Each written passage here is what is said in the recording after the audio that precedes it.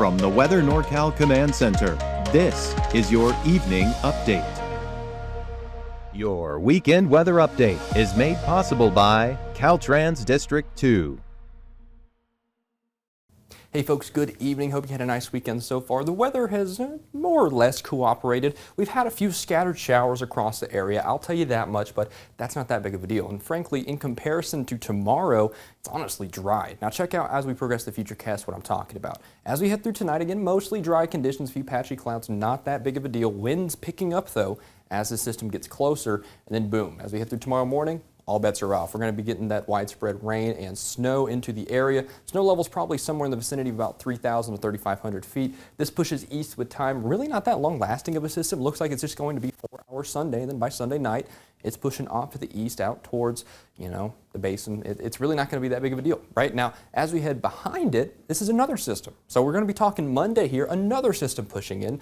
Big surge of moisture late Monday into the early hours of Tuesday. Notice though it's really not all that heavy. It's just very widespread and fairly long lasting compared to this last system, right? The one before it. So we're going to be talking a good 24 to 36 hours of more or less persistent rainfall and snowfall across the area. I do think we have some pretty decent totals to look at whenever we combine both of these systems together. I'll discuss that more in just a few moments, but behind it, late Tuesday and beyond, well, we're pretty much dry. High pressure takes back over, and we have some, A-plus weather, to be honest with you. Of course, that snowpack has built. California's green. We're doing great. We can afford to have a few days of just nice weather. That really is the best way to put it. High pressure takes back over, and we're clear for the end of the week and beyond. Now, rainfall through about Wednesday or so. I'm thinking the coast, as usual, we'll see those highest rain totals. We're probably going to be talking 3 to 4 inches, especially western Siskiyou, up through Del Norte and Humboldt County, up by Lakehead and the I-5 corridor between Mount Shasta City and Redding. We're probably going to be talking about 2.5 inches of rain.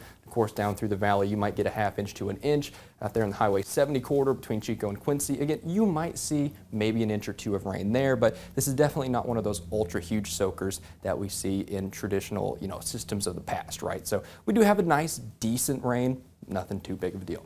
In fact, to be honest with you, as we head into the, I would say, middle portions of this month, we're going to be well below average in terms of those rain chances. I really do think that high pressure is going to do us a lot of favors in that aspect, and I think the entire West Coast, to be honest with you, is going to see well below average chances as we head into the first week of spring here, and really over the next 7 to 14 days. Now let me show you the big picture. This is why we're going to be drying out and warming up. Check this out. High pressure here is going to be surging north here, and that's going to block out any systems from the west. It's really kind of amazing, to be honest with you, to see the gears of the atmosphere turning. We have this huge kind of looks like an omega symbol, right? They call that omega block. We have a system off to our west, we have a system off to our east, but right here in the North State, we're doing just fine. Looks like we have some high pressure systems and high temperatures in the 70s, maybe even warmer, and really frankly dry conditions as we head into the middle portions of the rest of this month. Now, take a look at this marine forecast because there are some pretty rambunctious, if not downright treacherous conditions as we head through tonight and into tomorrow morning. Notice those double-digit wave heights, 13 to 15 feet